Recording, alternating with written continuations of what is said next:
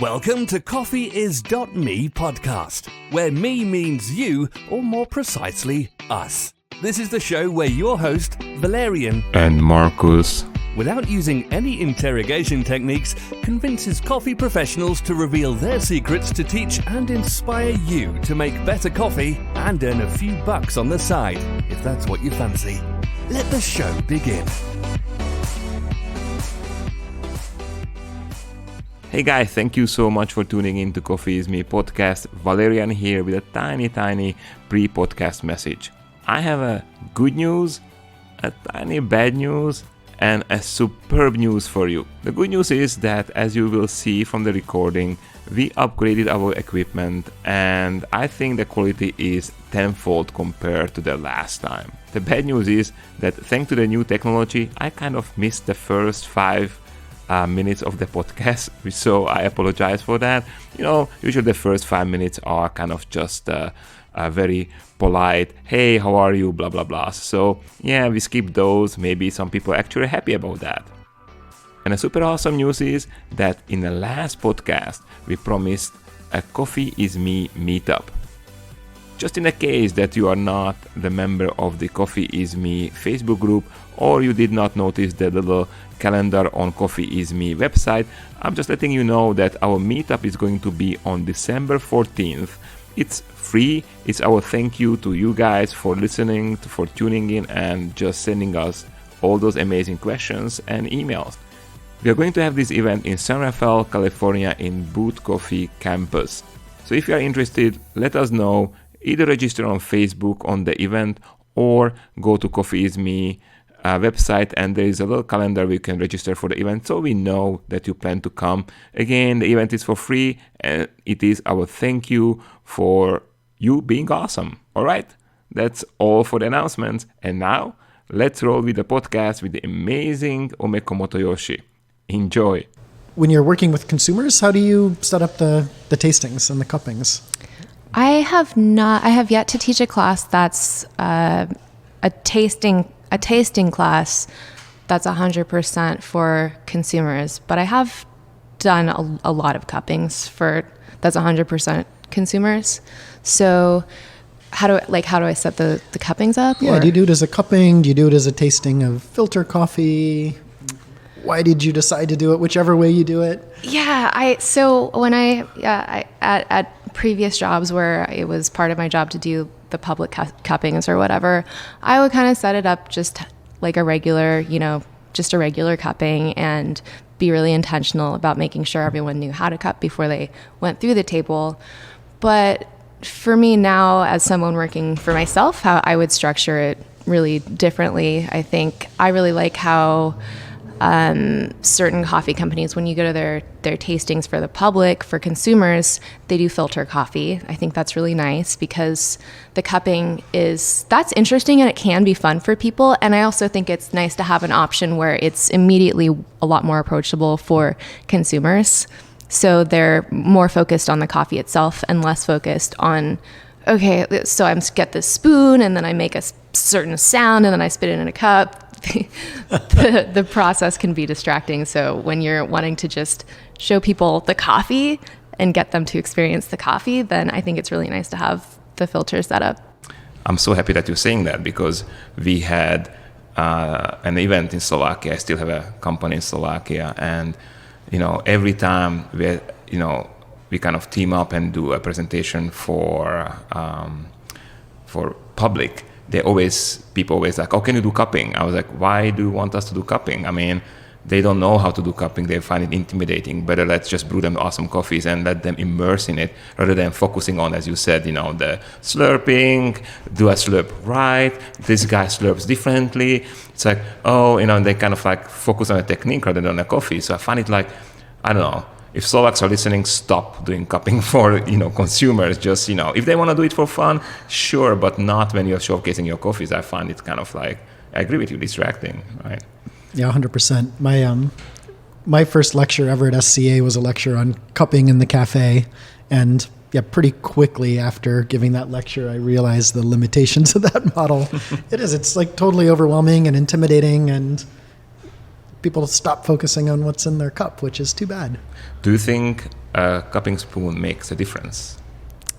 I think it depends. I think so. Of course, I own a cupping spoon business and I sell cupping spoons. So my business is founded on the idea that the cupping spoon can make a difference.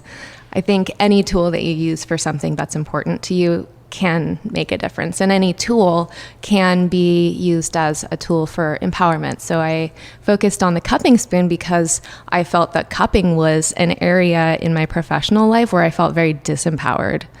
So I started selling these rainbow anodized cupping spoons because I was using them myself personally. I have so much cupping trauma. I call it cupping trauma. And I'm a licensed Q grader, and I was still even after I had my Q grader license and I thought this is going to really help me feel confident at cuppings, I would get to a cupping and just be so rattled and shaken that I wasn't able to really experience anything meaningful from it. So having this rainbow anodized cupping spoon is super empowering, and it's this reminder that's really grounding. That's like, hey, I can be myself, one, and I'm kind of a rainbow person, and I can have this rainbow spoon, and I can do what I came here to do. I can do my job, right? And I don't have to try to match up to anyone else's template. I don't have to be a silver spoon if I'm not a silver spoon. I can be a rainbow spoon. I really love that. I've found that really inspiring when I teach cuppers here as well. And we ordered a handful of cupping spoons from you a year ago now, maybe, or 9 months ago, because it makes a huge difference. Even 2 years ago, my colleague Willem came back from Taiwan with a whole bunch of cupping spoons from this company. I don't even remember their name, but some of them were gold plated and they didn't work. The gold plating actually fell off after a week. But the same company had plastic cupping spoons. They cost $1. They were just flimsy, thin plastic. And I committed for 2 years to only use these plastic cupping spoons. Partly because it was if Marcus, the teacher, is using something that looks like a toy, they're light blue plastic, right? I had hoped that it would make people more comfortable. And also for $1, right, that's a cupping spoon. I could take a whole bucket and give them to producers and co-op members and things to have a professional tool to taste their own coffee, but I needed to make sure that it wouldn't just fall apart. Now they're 3 years old in the lab, and they still are in as good a shape as when they were new. That's amazing.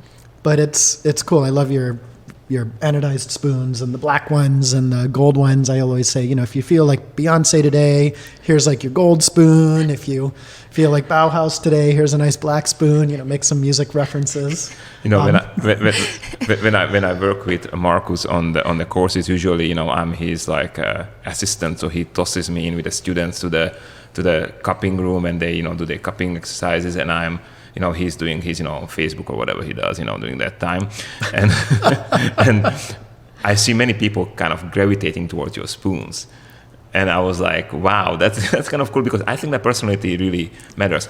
Personally, I don't like those plastic spoons. I understand the reasoning behind them, but I hate to cup with them. I need to have something heavy, kind of something more substantial, because I feel that I'm doing something more substantial work. It's kind of weird, I know. That's why I have a MacBook laptop. It's so psychologically just works that I have a MacBook laptop, I feel that I'm doing more important work. Yeah, the way it feels. Super weird, right? So I offer 2 styles of cupping spoon, and the newest cupping spoon that I just released this year, I had it custom made to a specific weight. Mm-hmm. Because I surveyed coffee professionals and asked, and specifically coffee professionals who do a ton of cupping all the time, and asked them for their ideal weight, and it was in the 54 to 58 gram range, which is pretty substantial. Yeah. And I released this second style of cupping spoon that is specifically for people who do a ton of cupping all the time, and it's weighted to that weight, and people really respond very positively to the weight. Yeah, I mean, I don't know, I thought I had a question, but I think it's more just a comment that I want to explore with you a little bit, which is, is this idea that the cupping room can be totally intimidating, and it can be this place of machismo, right? It's who can freaking slurp the loudest, who's, like the tap, tap, tap, all the noises that that stuff drives me crazy. Yeah.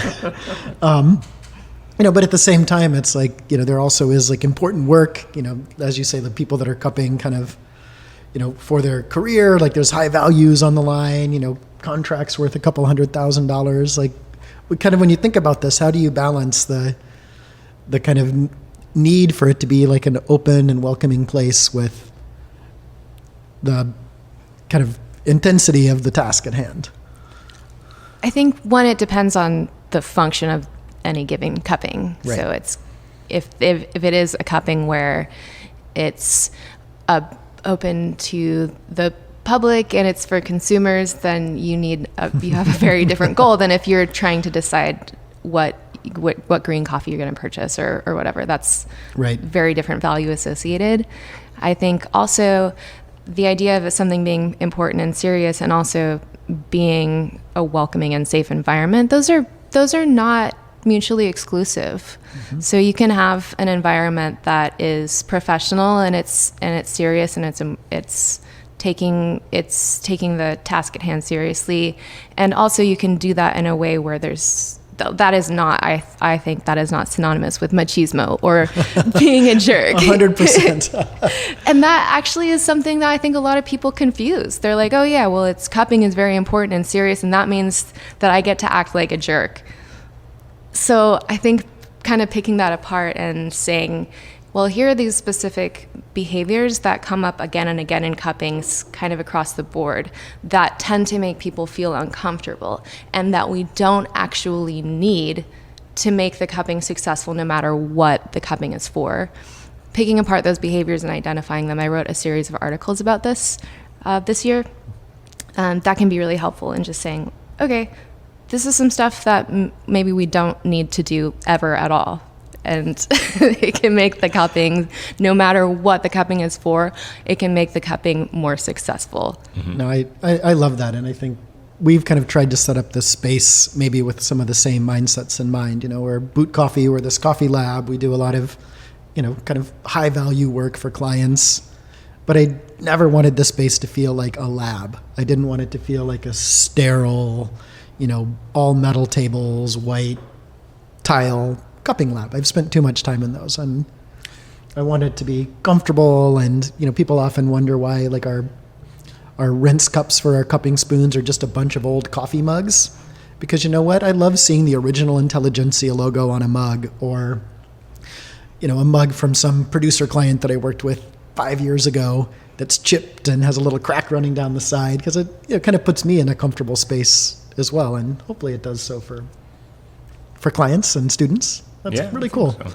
And I love what you're saying, because it reminds me of the trajectory of how we've tried to get baristas from being these intimidating assholes into people that are more like, welcoming and hospitality driven. And I think even just 5 years ago, how inaccessible a lot of specialty cafes were to a customer. And I think hopefully we've come a long way. I think we have in most cases. Let's do some work. We still have those coffees there. Oh my gosh. So okay. we had, Melissa, can you give us some dumping thing? Thank you. Wait, those we had already, I think. We didn't have those small ones. Yeah, but I want to taste these again. Oh, okay, if you are insisting. I'm with Marcus on this. And you still have these first two, Yes, right? I was saving them.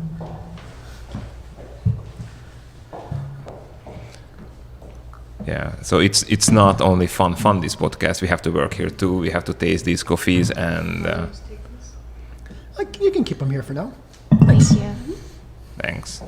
All right, so we had number one. That was the very first coffee that came out. Yeah. Okay.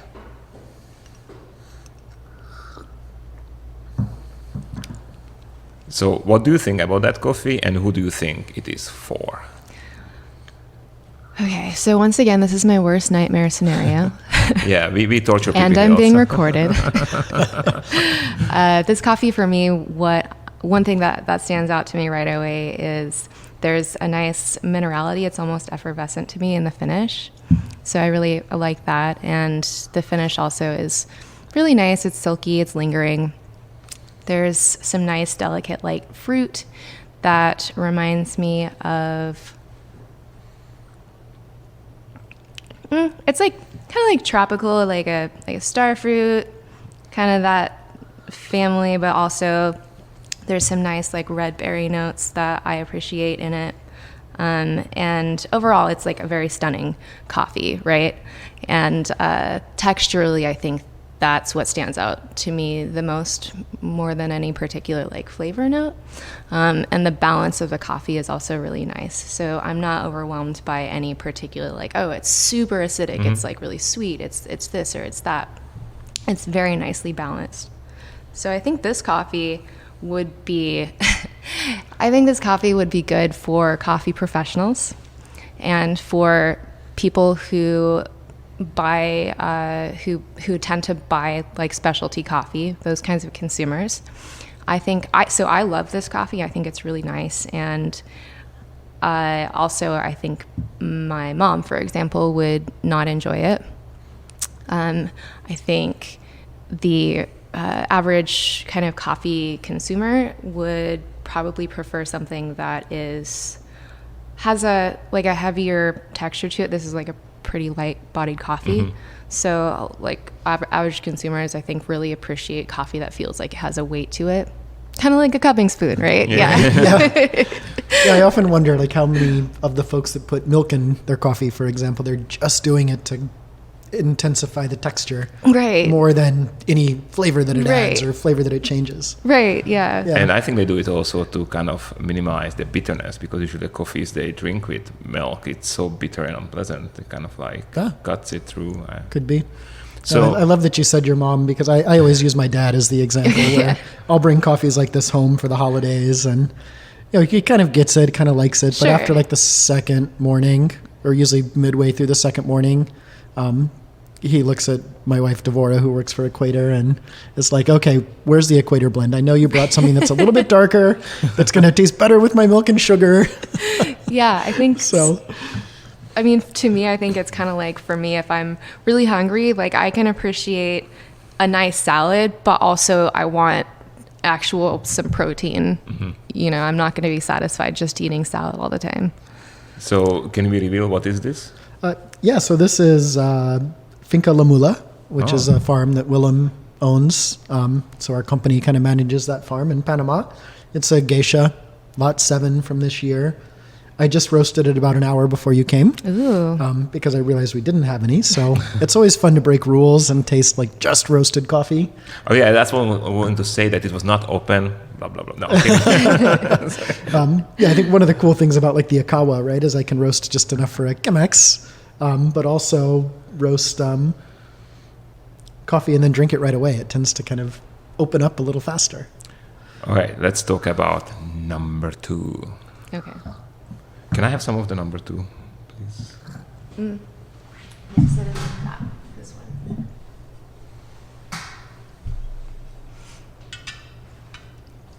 Gracias.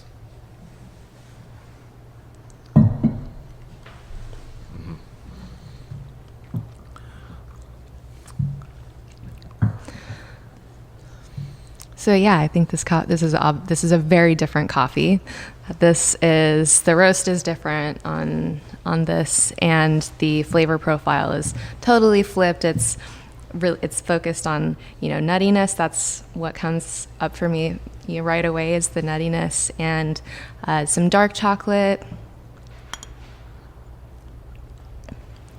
Some dark chocolate and milk chocolate. The nuttiness to me is more like roasted hazelnut, or like toasted hazelnut, than it is like peanuts. But there's some of that in it too. The texture is more substantial. It's not like a super heavy bodied coffee to me. It tastes like it would be, but it's not really. It's like pretty medium to me. And it also has still some, so it's not like 100% just like nuts and chocolate. It also has some acidity to it and a little bit of fruit. I think that I'm picking up the fruit, which surprised me, because I kind of guessing what is this. I still don't like the kind of metallic bitterness in the aftertaste. That kind of like, it's not very pleasant. Although, if it is what I think it is, it's one of the best things. Ah, good. This has been a long-going discussion on this podcast and in our personal friendship about Robusta. Nice. So this is a Robusta that I just brought back from Brazil, where I was last week. Okay. I thought it might be a robusta. Yeah, and it's Fazenda Venturim. It's a black honey conilon, as they call it. And it was cool. I was talking to this producer. They actually roasted this coffee themselves as well. And, here's somebody, the family's been growing Robusta for many years, and they kind of had this aha moment of, wow, hey, what if we pick this coffee and sort it and treat it like a specialty product? What do we have? Because they didn't really know what they had. And I think success. I mean, I'm always looking for interesting, delicious, but kind of at the same time, this idea of clean Robustas that, maybe have that bitterness, that slightly metallic quality, but they're not rubbery or funky. It lingers really pleasantly. The fact that we had to think about it, is it Robusta, isn't that? That's already a great sign. Because, man, I put it out in a smell and I'm just like, whoa. But this one was not the case, So, yeah, congrats to Fazenda Venturim. Okay. So hopefully I can find somebody to let me throw a few bags on a container and bring some of this green coffee in. Awesome. This is a great coffee. I think a lot of people would love this coffee. I agree. It's beautiful. And it was so great because they had, this is a black honey, but they had the same exact variety of Robusta grown in a different part of the farm in a very different terroir that tasted totally different. Some were more exotic, some were more familiar. So they're really kind of pushing all of these ideas of processing and terroir and variety with Robusta. We should start a Death Wish 2.0 because this time actually it is really, high caffeine. It's just not like, just talking about it, but it is real high caffeine because, Robusta has almost twice as much as Arabica, right? Yeah, and I feel forget that, after tasting it for a while, like days when I've cupped a lot of Robusta, that is the tough day. Because of the caffeine. Yep. I'm really impressed with how, for a Robusta, how delicate it is. So I wouldn't call it a delicate coffee, just approaching it off the street or whatever. But when you're thinking about Robusta and you're thinking about delicacy, those don't really go hand in hand, right? This is a really delicate Robusta. Yeah, it's like nuanced. It's nuanced. Right? And it has clarity to the flavors. It's not just like muddled nuts and chocolate. Yeah. Except if they can manage the aftertaste, which I still have on my palate, that would be a coffee which I can drink as a ordinary day coffee, no problem. And I wonder how it tastes on espresso because, Yeah, definitely. Cool. All right. Should we go next? Yeah, you want to taste some more coffees? Yes. Yeah. Let's do the one with the red dot. Oh yeah.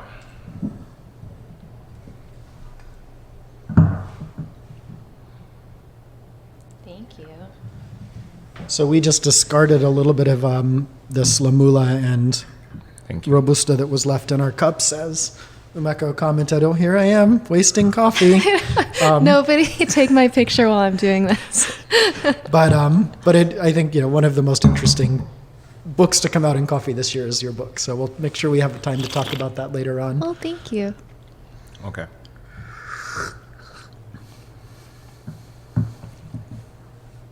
Now we're in Mystery Land. I don't know which is which. So Yeah, me too. I want to taste the other one right away because I think that Melissa is wrong. You think Melissa's wrong? Yeah, she said that this one the labels will reveal the things, but I think that Oh, okay. she's not wrong. Okay. You ready to talk about it? Ooh. So Melissa, just double check. Let's first talk about them. Okay, go for it. The red label. This is I'm not sure if this was the red label or The first one I the put was first a red one. label. Okay, yeah. We like to use color-coded stickers instead of complicated codes sometimes. Although if you ask somebody to pick out their favorite soda doing a sensory test, the red label, you can always get a Pepsi drinker or Okay. a Coke drinker to say that RC is their favorite. But we are professionals here. We know that's a We know trick. we can get past the Yeah, tricks, but we can't. Okay, this coffee is intense, and it's intensely vegetal to me. And vegetal is a word that some people can use and have a certain meaning attached to it, like a judgment attached to it. And I'm not saying that with a judgment. It's the flavor notes that I get are like bell pepper, snap pea, like green pea, right off the bat to me. I also tend to be more sensitive to those flavors. So when I taste a lot of that in a coffee, I try to put that into the perspective of like, those are flavors that jump out to me a lot.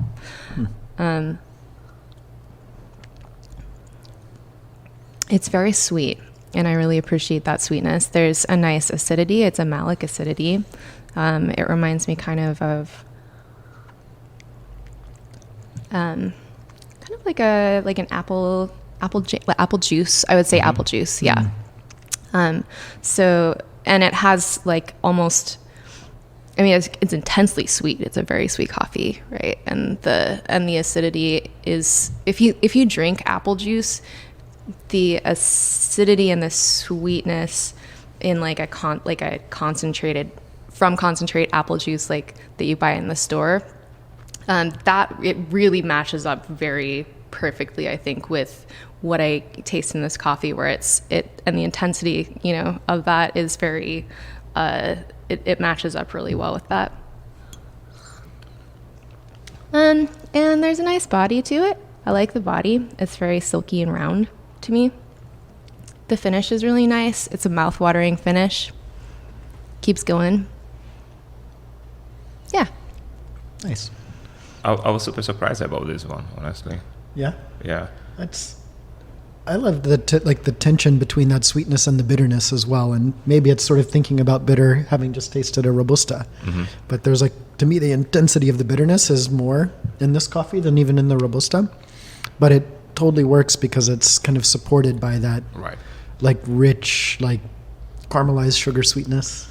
Doesn't stay with me though, like on a robusta. Robusta was like with me for a long time. This one is kind of like the body supports it and kind of goes away. It's surprising because this one I should know this coffee very well because I roasted it and I got confused myself, which is super interesting, right? I roasted this one on lowering and not here on the geisha, which I usually do. And on the geisha, this coffee still has the kind of appleness, has more chocolate and nuttiness. It's Brazil. It's from Unleashed Coffee. But on lowering, and this one is actually 3 weeks old. So it was confusing for me because I did not know it's Brazil at all. Yeah, I would never guess. The acidity was like very nice. It's not strong, but it's kind of like very balanced. And I was like, wait, is this the one which is the fourth one? Or it's like, yeah, it's fun. This is so much fun. Yeah, it's awesome. And yeah, and the acidity it reminded me of the acidity in some vegetables when you taste them. That's where I was kind of picking the vegetal quality, and it's nice. Maybe it's just the time of year, but it also kind of reminded me of cooked squash.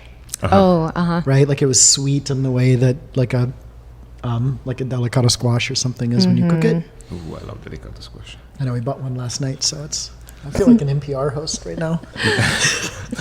This coffee, Marcus, you and I have talked about this before, where there are certain flavor notes that are more in the savory and umami categories that if you say those flavor notes, there's a judgment that comes with it, right? Mm-hmm.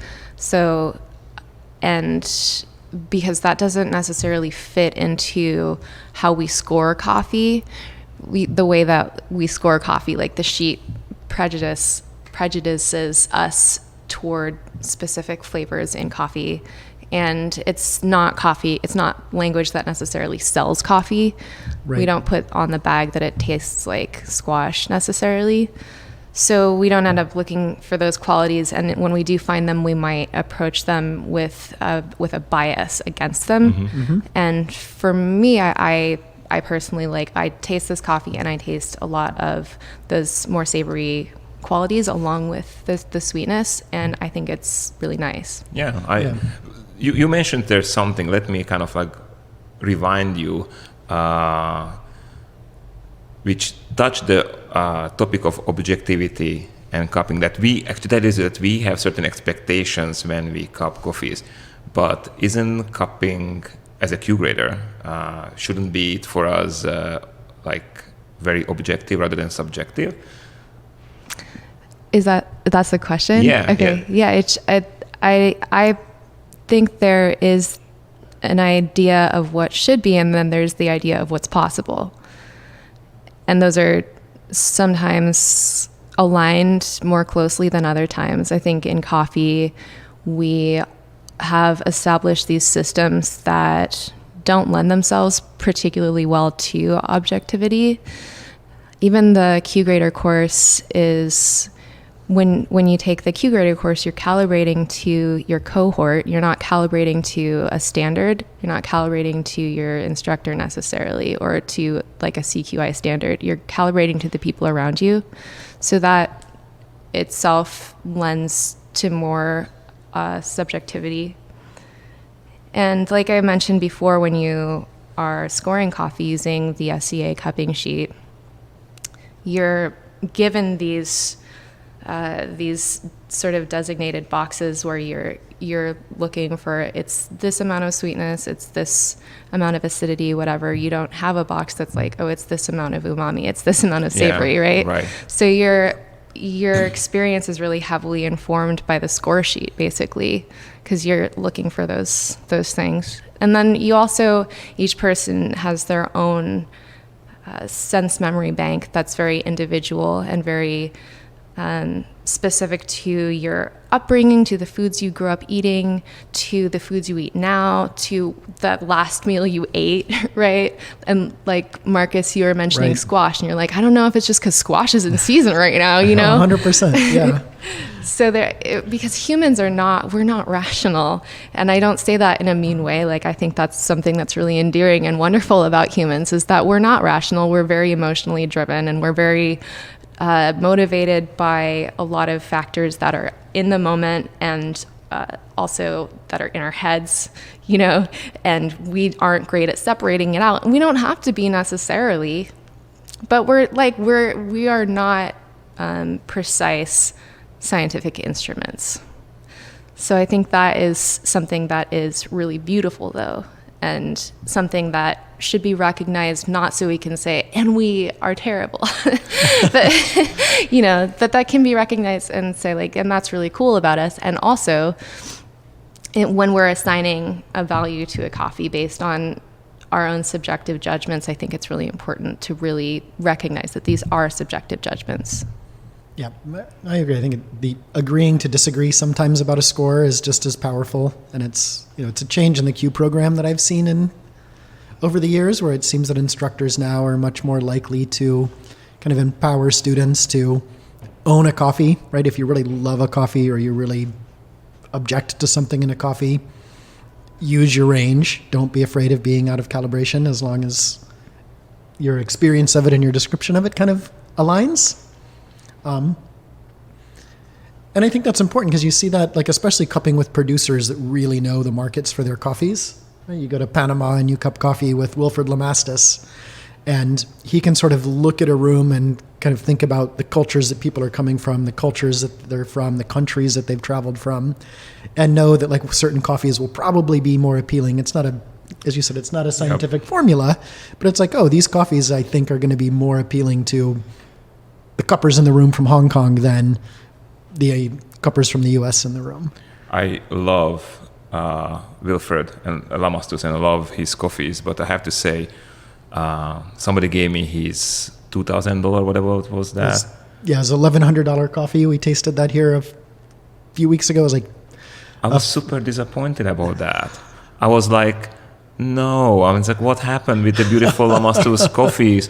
And, he actually has a video I shot with him, and he explains that he does this. He knows the market in United States, Europe, or Asia, and he knows how to adjust he called the fruitiness of the coffee, and he actually talks about the techniques. But coming back to your point, I have goosebumps. It's so refreshing what you just said, because I'm a black sheep of Q grading. I would say that I'm certified everything, but I really think that all the tasting is individual, and actually it's a science. It's scientifically proven that everything happens in your brain, and my brain is not your brain, so it is for sure subjective. And second, I'm a bit scared of standards. I'm scared of calibrating to somebody else, because we had Starbucks, everybody was drinking dark roast even today, and dark roast is a standard. Is it bad or good? I don't want to put judgment on that. For some people love that, some people don't love that. Then, we got the light roast, and everybody hopped on that. It's like, it has to be juicy, has to be acidic. In Europe, what I have issues with many times is undeveloped. You kind of taste the greeniness, which I don't like. People in Europe loved it, but it became a trend, and I hate trends. I hate when we say that, this should taste like that.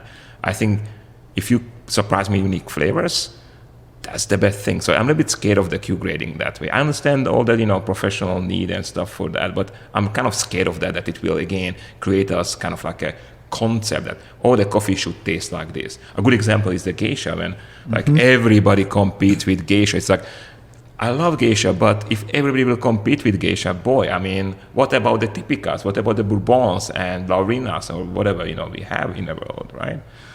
So refreshing. So thanks. Sure. Also, I really love the point you made about the competition coffees. Yeah. Yeah. Yeah, 100%. Did anyone compete? Did it change, or this is still true? I'm not following too much competitions. It's still pretty much true. It's pretty much true. The change really came about, I think, when the scoring. I used to be a head judge in this whole game. When the score sheet started evaluating and rewarding baristas on their ability to accurately describe the flavors in their coffee, I think that's when it became the geisha show, because there is that sort of clarity or cleanliness or whatever you want to call it, where it's not like you're looking through a lot of muddled descriptors. That also is an area in that score sheet that I feel continually baffled by, because of how subjective it can be. Like, totally, I agree with you. With the geishas, you're able to find, because the fruit notes are so articulated, you're able to find a lot more easily really close analogs in the fruit flower candy world. But still, each judge's experience is so subjective, and I'm not a judge, so I am curious actually about your experience. What is that like? Are there times when one judge is saying that those flavored descriptors didn't match my experience, and another judge is saying the opposite? It happens. And as a head judge, it's always interesting, because then you taste everybody's coffee and sort of see do the coffees actually taste different? And then how much kind of allowance is the judging pool given to kind of be out of calibration on their scores? But it's really hard, and it's it's to the point where, what if this robusta that we just tasted was in competition? Because there's a lot of articulated flavors there, things that are pretty easy to suss out. Could a coffee like that do well just because of it? There's a challenge to all the baristas out there, right? Let's compete with this. Oh no, I'm sure that Robusta would not slide on any competition. Somebody used it in Brazil, I think, in their Brewers Cup last week, and they were I think they went to the finals. Oh my gosh, okay. Cool. That's of course, awesome. Geisha Village won. Sure. Even in Brazil. Sure. But... Well, next time Unleashed Coffee is going to win. We are harvesting our geishas. But that's secret. That's everything. Let's try the other coffee. Yeah, so the last one. Coffee with the green label. Can I have some, please? Oh. I'm just drinking them, then I'm having these rants, I go crazy because I'm so caffeinated already. Thank you. Yeah. Do you want more? No, that's okay. Okay. That's cool.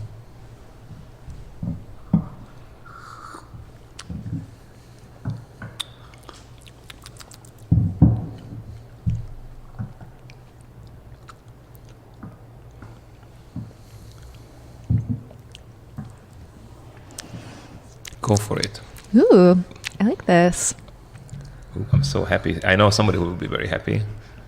You know somebody who will be very happy? That you like it, yes. Yes. Okay. So this is the first coffee that we've tasted where I'm getting a more citric acidity. So, and for me, it's like maybe either like there's some bitterness that's happening there, and the acidity is kind of like a really nice sweet Meyer lemon. So I would put them together, and then I typically will come up with grapefruit when that happens. It's a mouthwatering coffee.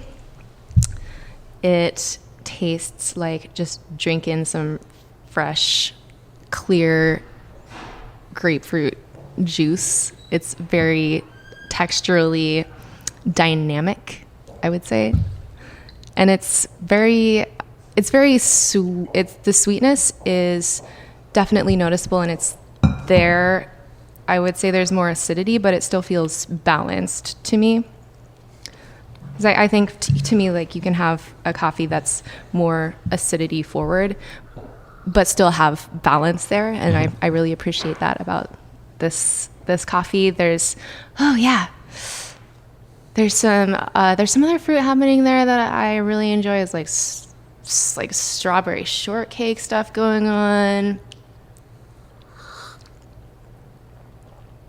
and some grape and like currant and more in the purple thing. Yeah, there's a lot happening here that I'm really into. I'm like super into this coffee. I'm right there with you. It's like, and often my just instinct of the quality of a coffee is, do I just want to keep coming back to it? Right? Like either on the cupping table, do I want to just keep cupping it? Or here where we're drinking filtered coffees and I just refilled my cup and I'm going to drink all of this coffee. Yeah, it's I enjoy this a lot, and I'm so happy that it turned out, because I didn't try this before, so it's the first time I'm sipping this. For me, there's a grainy quality, the only quality which kind of a little bit ruins it for me, but I think that the reason is this is a 1 month old coffee. It came all the way from Slovakia. It's from Green Plantation. So my European company, it was roasted on Probat UG22. So it's from Finca Bethania in Nicaragua. Ooh. Oh yeah, I know, it sounds great. Coffee is amazing. Yeah, I like it a lot. So Peter, who is the CEO and head roaster, he'll be super happy that you guys liked it, because I'm always on his tail. Poor guy. So it's like, Nice job, Peter. This is beautiful coffee. Did you say, sorry, I didn't quite hear, did you say there's a graining quality? a grain. Green, okay, got it. The grain, like grain. like a cereal kind of thing. To me, it's kind of like malty rye. Yeah. I think Rye. it might be what I would describe as the shortcake and the strawberry shortcake. Yes, that's what I meant for it, 100%. because there's like a kind of fruitiness, but also kind of like something like baked bread or something like that. Yeah, and it works because it does. It's like the synergy, right? It comes together to create something that is like a baked good. It's perfect. I'm just curious, like, how do you navigate on the cupping form, Umeko, when you come across a characteristic or a flavor that you want to make note of that might be seen as a negative, but you actually kind of like it? Is there a way that you navigate that both from a descriptive sense, but also on the score? Sorry, I keep just getting distracted by this coffee. It just keeps on giving. Yay! Yay, I just got some molasses, which was really nice. Anyway, so that's a great question. For me, I'm not in a lot of situations where I have to use the SCA cupping sheet, so that helps me a lot. That's part. We here at Boot Coffee have kind of thrown it out as well. We have our own more descriptive analysis sheet. Sure. We can score with that sheet just like the SCA, but it gives us more tools to be descriptive. I was using the most recent time when I was assigning scores to a coffee in a situation where it mattered, it wasn't just like for fun, was when I was scoring I was judging the Good Food Awards and using the Cropster Cup score sheet. And that was, that's a tough situation to be in when you're judging Good Food Awards, because you don't have time to, you're just like, there's just like so many tables of coffee you have to get through, and it's not really the best time to figure out how you want to express your own unique take on this one specific coffee, I would say. Right. I don't think I have an answer for you, honestly. I think for me, I just don't tend to use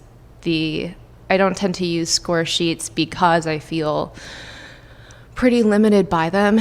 And I don't tend to, if I'm using a score sheet, then I make use of whatever field there is for just notes, right? Right. And incorporate the notes into my overall score.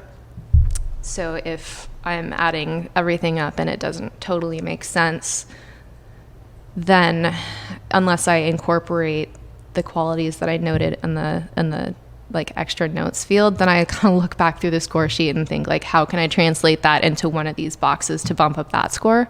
Right. Which is not, it's not like a really great way to do it. Yeah, no, it's hard. It's something I've been thinking about and struggling about for a while. And even last week, I spent half a day working with a bunch of cuppers, like 40 cuppers that work for this massive Brazilian exporter. And I was asked to give a presentation to them and then cup some kind of experimental coffees with them. And as I was preparing for that, I decided not to do a presentation, but just have a discussion with them. Because I kind of wanted to hear their input on that as well, and to challenge them to use more descriptors than the SCA score sheet kind of allows for. I think when you're working for a large exporter in a country like Brazil, you're tasting a lot of coffees that are similar, but at the end of the day, they are all unique too, and they need to be able to share that information, kind of further downstream in the supply chain. It's really hard for all of us. And yeah, I think our tools fail us. I know. You guys want more of Umeko Motoyoshi and also charming Marcus Young, but you know what? It's time to end it here, because actually recorded almost 2 hours, and too much of good can hurt you. You can get excited today about the second episode of the podcast with Umeko Motoyoshi, which we're going to publish very, very soon. Umeko has over 13,000 followers on her Instagram account, and she's going to give us few tips how to achieve the same. We're also going to dissect an experiment we did with Marcus on the San Francisco Coffee Fest. We offered 2 coffee store visitors. One was a very fancy geisha coffee, and the second one was just a very basic but very nice Brazilian coffee. How did coffee nerds on this coffee festival react? And why do we think they reacted the way they did? Everything and more we are going to reveal in the next episode of Coffee Is Me podcast with Umeko Motoyoshi, Marcus Young, and myself, Valerian. Looking forward to talk to you soon.